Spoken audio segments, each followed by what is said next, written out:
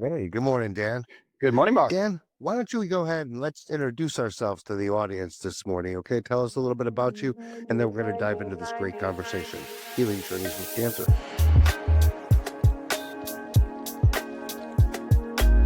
Mark, thanks for having me, and thanks for the work that you and Michelle are doing to provide platforms and voices to folks like us. In terms of myself, I'm a cancer patient. I have been on a 21-year journey with cancer, and it's been a long journey, my brother. And at some point during that journey, intersected with psychedelic medicines. And as an outgrowth of that experience, my personal experience with cancer, my personal experience with psychedelic medicines, I founded Healing Cancer Journeys, which is a nonprofit with the mission of providing education and community for people exploring psychedelic medicines as part of their cancer journey. So, could you tell me, Dan, could we ask real quick, what type of cancer did you have, or are you in remission now, or can you just fill the audience in a little bit? Yeah, interestingly, I've been diagnosed with two types of cancer. So the first type of cancer was testicular cancer that spread up into my stomach, into my lungs, into my neck. So it was a fairly advanced cancer. That was my initial diagnosis. And then a couple of years ago, I was also diagnosed with thyroid cancer, and they discovered the thyroid cancer as part of treating my testicular cancer. And so the cancer journey has been actually two cancers, both thyroid and testicular. Do we all have cancer in us at some point? And always going to manifest? Is that how that is? Yeah, that's exactly right. Is that we all have cancer cells, and most of us who are healthy have a strong immune system, and our immune system finds the cells and kills them. And that's partly why it's important for us to keep our body strong and keep our immune systems strong and vigilant. But you're exactly right, is that we all have cancer in some way or another. Someday it might show and someday it may not. So what That's inspired right. you to start your healing cancer journeys, and how did your personal path like into all these psychedelics kind of incorporate all this? Yeah, I was suffering, just good old fashioned human suffering. In that 21-year journey, I've had two cancers, as I mentioned. I've had 11 or 12 surgeries. Honestly, I've just kind of lost count. Every single one of those surgeries, they carve me open and take out an organ or take it out some part of my body that has cancer. I've had 7 or 8 months of chemo. Chemo is not fun. You can see I have no hair on the top of my head. I've had any number of just medical interventions, PET scans and CAT scans, and that whole journey, it's tough. That there is a lot of anxiety and depression and physical pain, and I was looking to reduce that anxiety and depression, and had discovered psychedelic medicines and learned that a single dose could be effective in alleviating some of that suffering that I had experienced over my 20-year journey. And so that experience of suffering kind of sent me on a journey that ultimately ended up with me discovering psychedelic medicines. But I just want to definitely ask because I've heard how psychedelics can incorporate with all this, and it's mostly with the depression and the anxiety and the after effects. But is this mostly psilocybin we're working with here? Yeah, it's predominantly psilocybin. I've explored other psychedelic medicines as well, but primarily psilocybin, and in a couple of different settings, right? In settings where I have had a therapeutic dose, a fairly high dose, in a guided journey where I had a guide.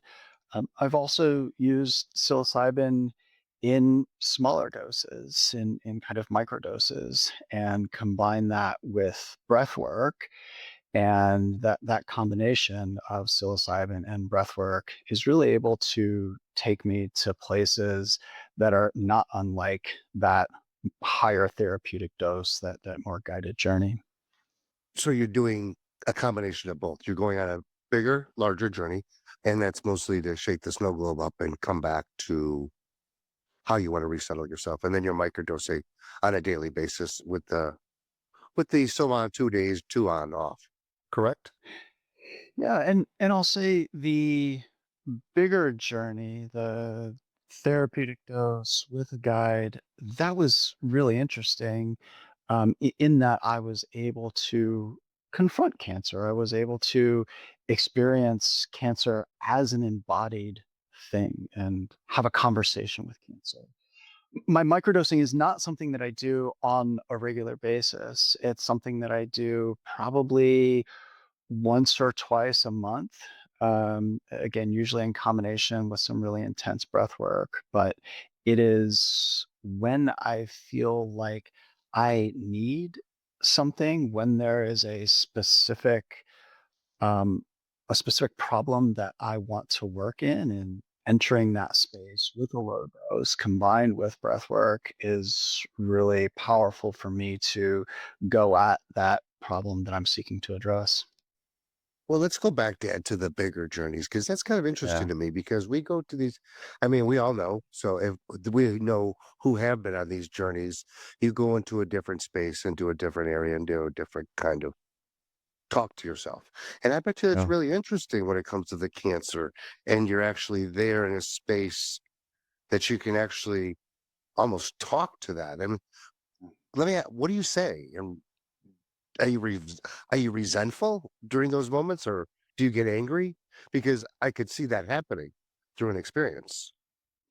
Yeah, I'll tell you, I had a really interesting conversation with cancer during one of my journeys. I was with my guide, and I was able to see cancer for the first time, see it as a thing, because prior to that, I just experienced it as this big cosmic idea or punishment that I had a lot of guilt about. And just being able to see it and visualize it and experience it in the same way that I can hear your voice and see you was really powerful to kind of shrink cancer down to something that I could manage. And I remember saying to my guide, okay, cancer's here. And there was a long pause, and we just kind of waited and we sat with cancer. And my guide said, well, what does cancer want to say? And there was another long pause. And eventually I said, you know what? It's not saying a damn thing. Cancer has not got a damn thing to say to me. And I didn't understand what that meant in the moment, but all of the work afterwards, that integration to understand why cancer was present in my journey and why it didn't say a damn thing, that integration process helped me understand that cancer is not this cosmic punishment for something that I did wrong. I had a tremendous amount of guilt, but the fact that it made an appearance and it didn't say a damn thing meant to me that it was just a random bit of bad luck. It's just a random gene that flipped, and then all of a sudden I have cancer. And reducing cancer from this big, scary monster to this thing that doesn't really have a meaning and doesn't really have a damn thing to say to me was really, really powerful in me being able to accept cancer as my reality.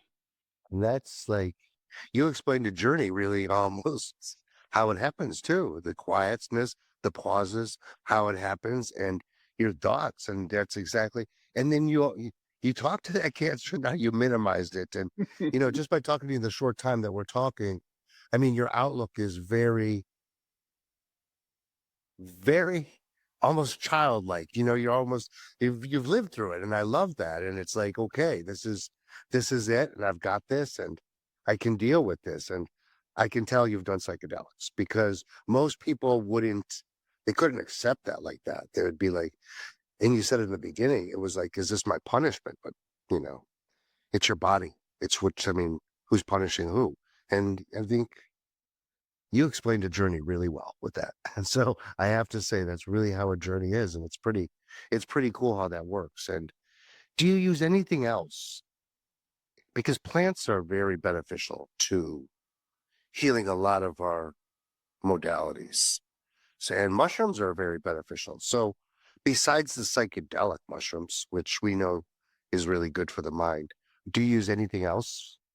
Any other kind of supplements, mushroom wise?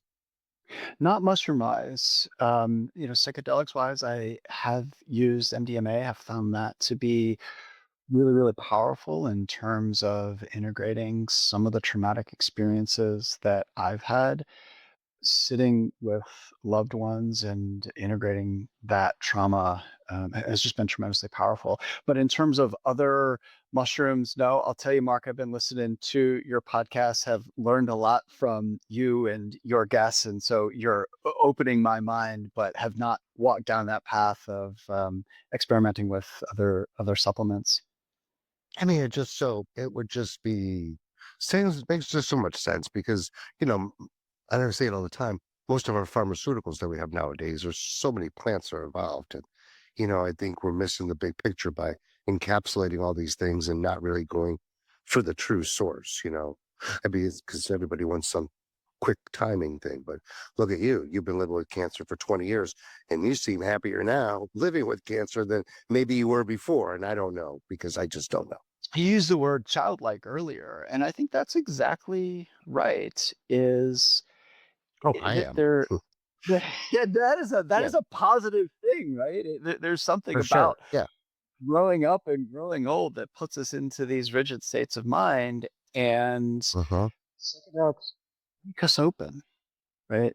I will say with my cancer journey, cancer picked me up and just broke me over its knee, right? Just turned my life upside down in ways that were initially really, really, really scary, but I've since come to accept. And that journey with cancer of breaking you open and kind of forcing you to accept something that you can't control, that is also very much the psychedelic journey, right? Absolutely. Hmm. Which is something happening to you, a new reality settling in, a new reality that you maybe never experienced before. And so those parallels between the cancer journey and the psychedelic journey are just so powerful to push us back into that childlike state that allows us to accept reality for what it is and not necessarily what we would want it to be. Yeah, for sure. Because cancer, like, it has to bring, you know, if I heard I had cancer today, it would bring up every fear in the world. You know, am I going to die? Am I this, that, that? And I'll let you explain it, but the psychedelics, and when you're doing these psychedelics, it kind of like it puts you at ease at your mind because you're here and now, and you have to deal with these things. And it's just pretty amazing that you've incorporated these two, and on the same hand, they're both very feared. Cancer is very feared. Psychedelics are very feared. Okay. But why? You know, why? We've, we've, we were in a society that we've made ourselves fear these things, or society has made us fear them. Because I don't know if cancer is really that fearful. I can give you a story. My son is only 25 years old and he got tongue cancer at the age of 21. So I contributed that to a few things. I mean, his unhealthiness, and it was just a lot of stress from previous marriage of ours that he had to deal with. And I think he still has to deal with it. I think a lot of it, I'm not a doctor by any means, but I would say a lot of cancers come from stress triggers and emotionals. And I don't think it's just something that just happens. It just doesn't. So, It's just so hard to know what the cause is. And you spoke earlier to fear, and that's exactly right. And we're dealing with the triple stigma, right? The triple stigma of fear of cancer, fear of death, and often the fear of psychedelics, right? Is there's a lot of stigma and baggage associated with psychedelics. And that's very much why we want to have conversations like this. You mentioned earlier that if you had received a cancer diagnosis, that would trigger that fear and you would be afraid of dying. And Mark, I've got good news and bad news for you. Bad news is, brother, you are going to die. You are going to die. Good news, the good news is that dying is the most natural thing in the world. Dying is like the sun rising, the rain falling. It is the most natural thing in the world. And psychedelic medicines can help us accept and understand that reality that, yes, death is fearful. We don't know what that's like, but psychedelics can help us in that acceptance of death because it is the most natural thing in the world. I think most of us that have had these bigger psychedelic experiences, we all fear death. But I think once we have a few of these, that diminishes significantly, at least for me. I mean, it doesn't even cross my mind anymore. When it used to cross my mind on a daily basis, getting in the car, doing this, am I going to die? But now I'm just, it doesn't. It's gone. It's like, okay. I think I have died in some of my experiences, but that's what psychedelics do. They kill to reborn. They kill you and kill per certain aspects to rebuild something. And, you know, fear fear is the only way to prosperity. Because if you don't, I mean, we sit stuck forever. If you don't face your fears, most of the time it's so silly. There's nothing even behind there that we're so scared of. But it's just facing those fears. And I think that's why we're all here on this earth, to face these fears and to keep living and to keep building it, because everything behind fear is truth. So, like, let's dive into a little bit about what your healing cancer journeys. What do y'all do here at these healing cancer centers? Can you explain to the audience a little bit? Yeah, so as I mentioned earlier, our mission is to provide education and community for people exploring psychedelic medicines in their cancer journeys.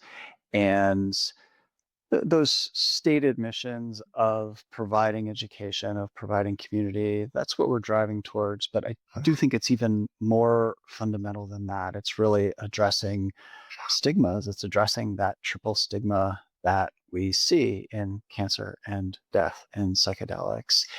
And starting with just raising awareness and meeting people where they are, which is in digital channels in our digital lives. And so we're very much focused on providing digital education on Instagram, on TikTok, and just having conversations like this in those digital channels to bring down stigma. That's the primary focus. We're also um, focusing on elevating voices. We've started a program called Healing Cancer Voices, which is essentially StoryCorps for people using psychedelic medicines in their cancer journey. So don't know if you're familiar with StoryCorps, but it's an opportunity for folks to walk into a recording booth and tell their life story. And it's recorded and it's stored in the National Archives forever. And we're providing StoryCorps for people to capture their experiences with cancer and with psychedelic medicines so that we can collect those stories, so that we can highlight those stories, so that eventually we can share those stories. And again, that's about generating community. It's about reducing stigma. The other thing that we're working on is a podcast, and we've done some uh, pilot podcast episodes. We're planning to launch our first season later this fall, and um, would love to turn the table someday and have you or Michelle on as a Love guest. it. Love it. Right now, it's very much providing education and building community. There's a few challenges in this space, though. Don't you agree? Yeah, there's a lot of challenges, and The first challenge is the stigma, which we've talked about. There's also just a ton of legal gray areas, and that is something that we're all tiptoeing around. That is something that I hope evolves over time.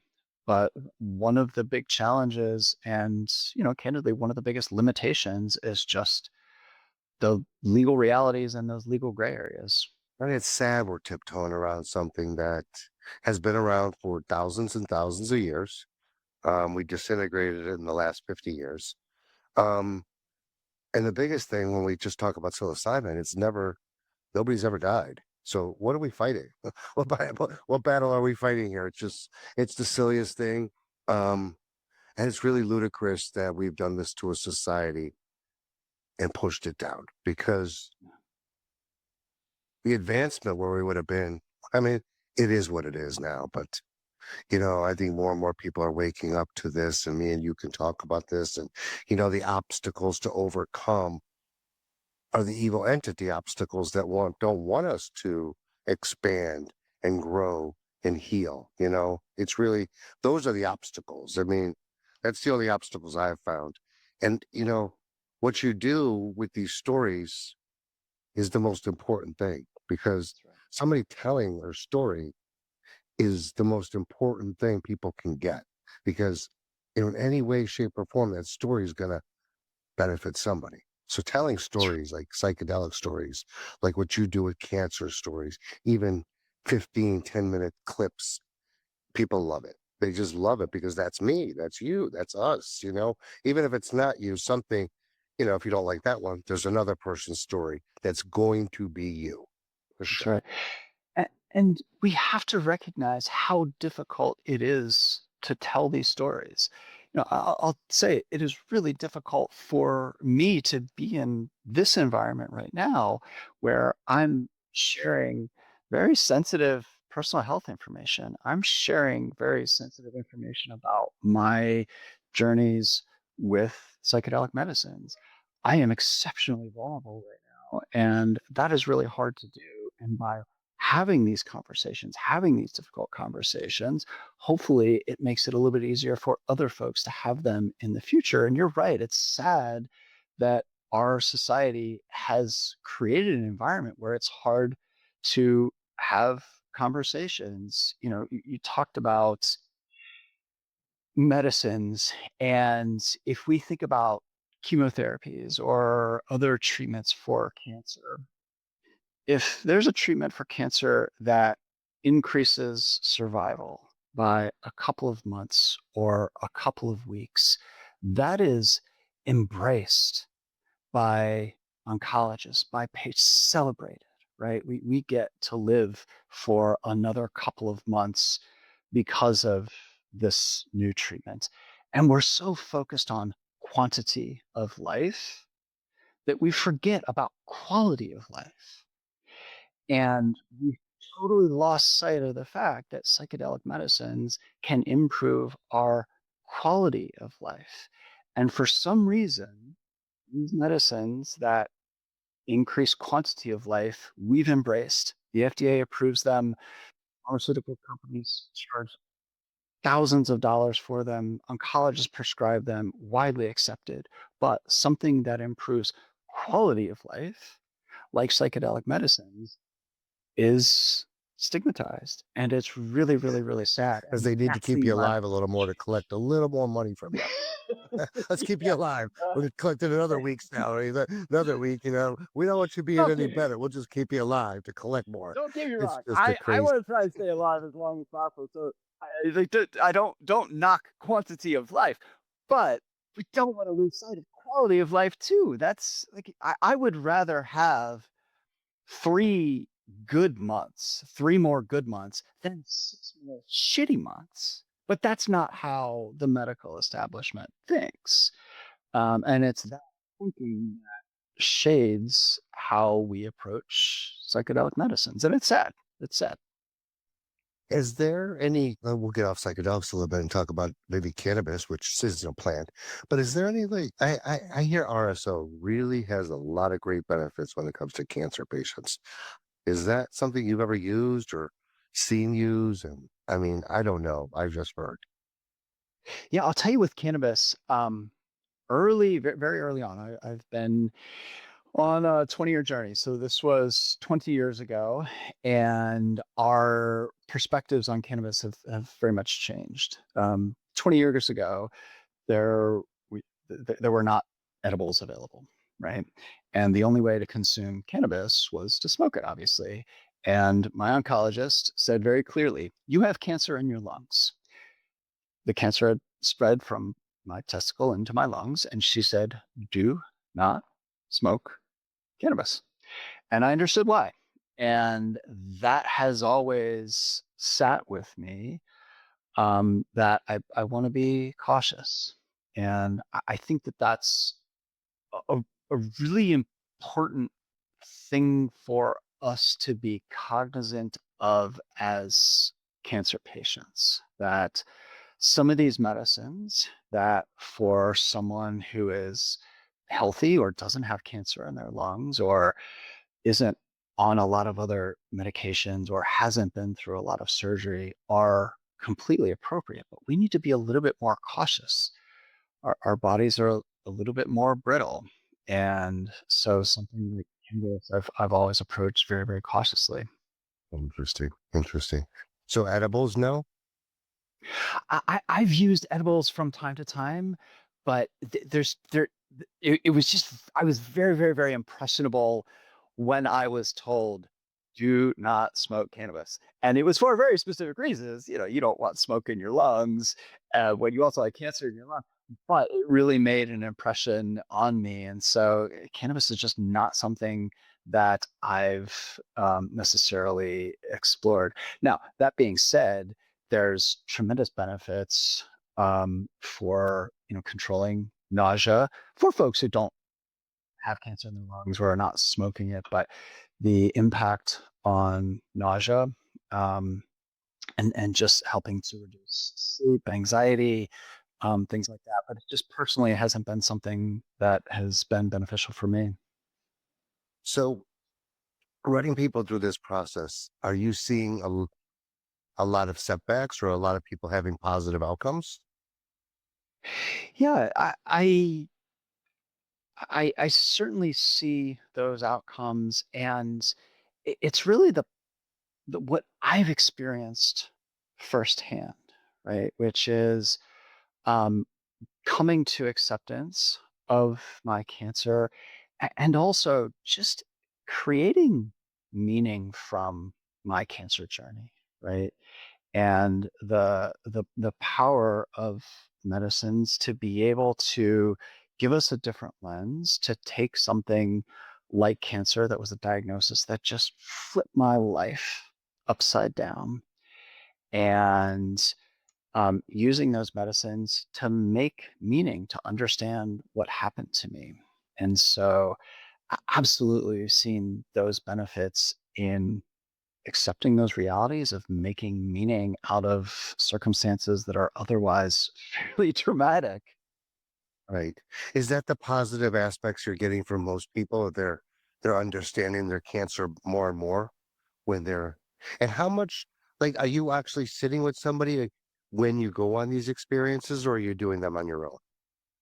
Right now I'm doing them on my own, and this is kind of getting back to some of the limitations in doing some of this work and those legal questions, is that we do not intend to provide direct access to psychedelic medicines. There are a number of other retreats and services and guides that can provide that access.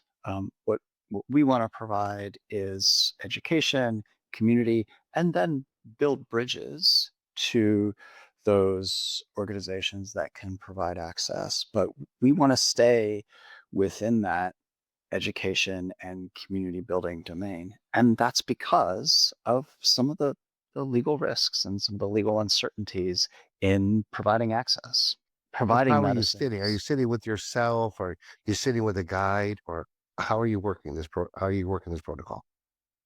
Yeah. And it's sitting with myself I have sat with a guy before. I have sat using microdoses.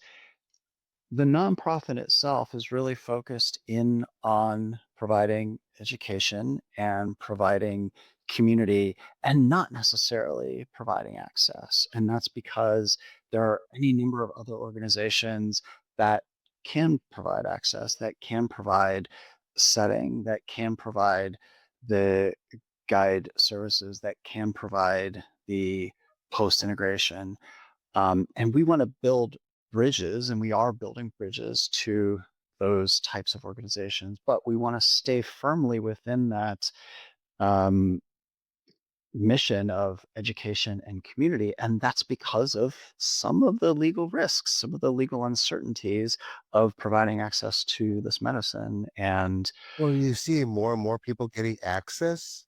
Are you seeing more and more people getting access with with the cancer to this medicine? I'll tell you, it is tough. Let's think about how access occurs right now, which is, going on a retreat or it's underground. And if you go on a retreat, that is really expensive. And for folks who have, the financial means to do that, that is great. But let's recognize that those retreats are expensive and cancer is expensive.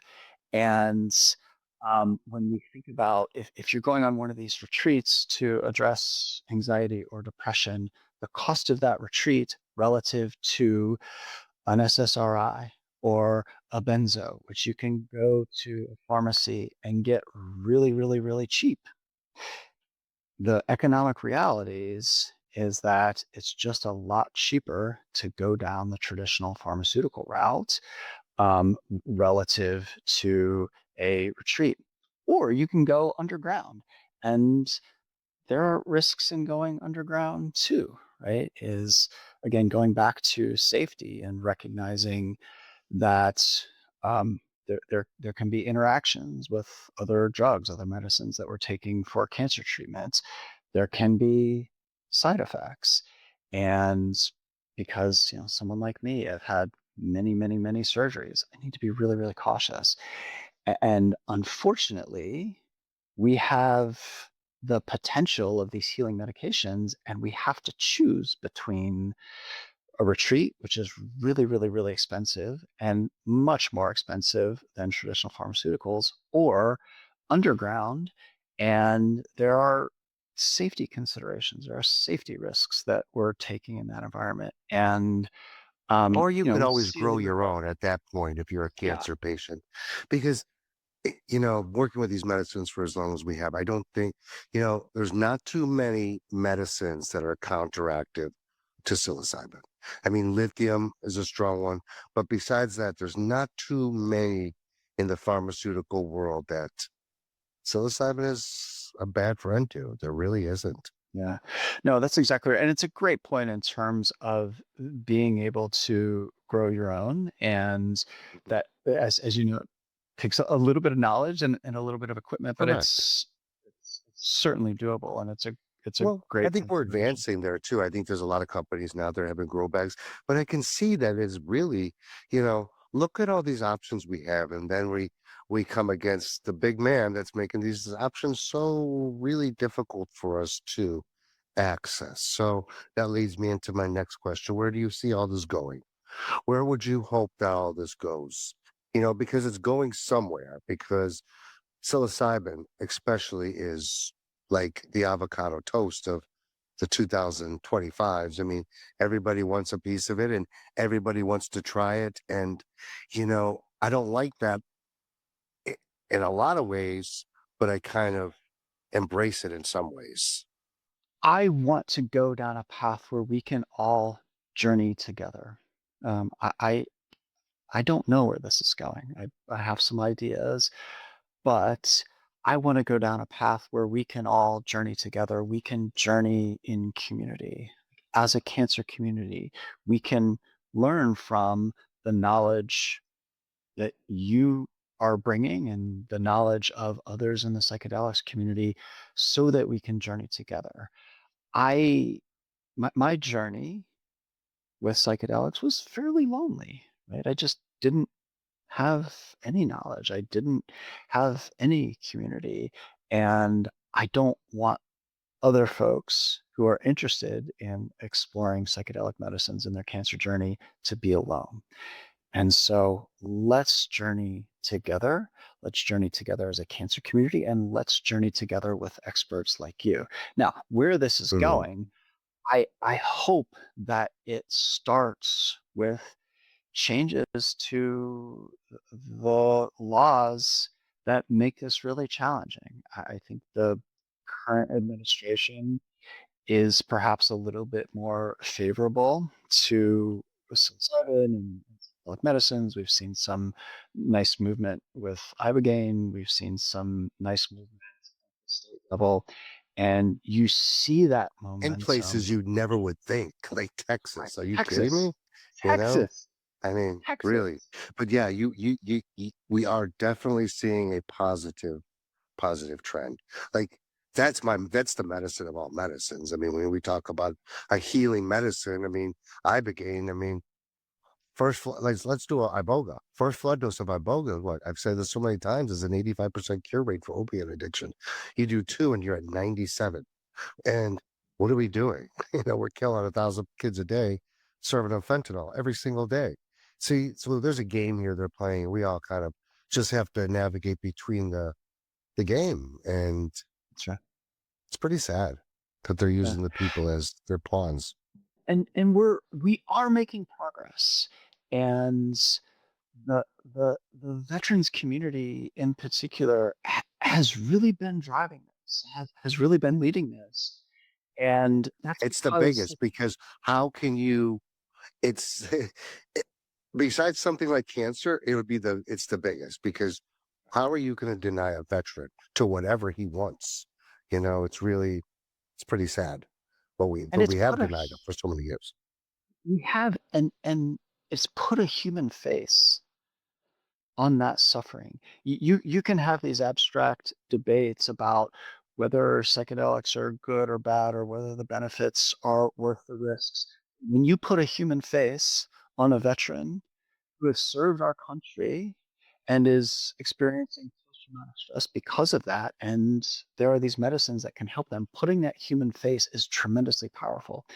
And we have the same opportunity to do that in the cancer community, to put a face to these experiences, to say the cancer community is suffering anxiety, depression, trauma, and these medicines have the potential to provide a tremendous amount of healing for individual people.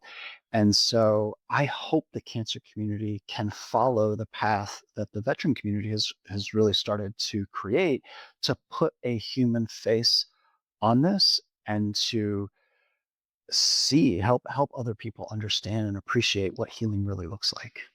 Very, I was going to ask you a question about ayahuasca, and I wonder if ayahuasca blends in with the cancer. And it might be a little dangerous of a medicine to do, but is it actually? I mean, it might be a wonderful medicine for cancer patients. The more I So think about it.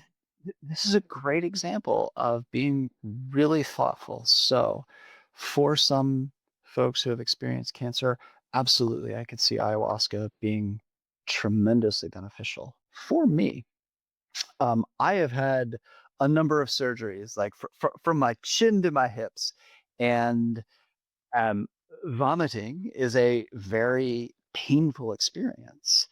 And I also take medicine on a daily basis. And if I vomit that medicine back up, then I could be in some trouble.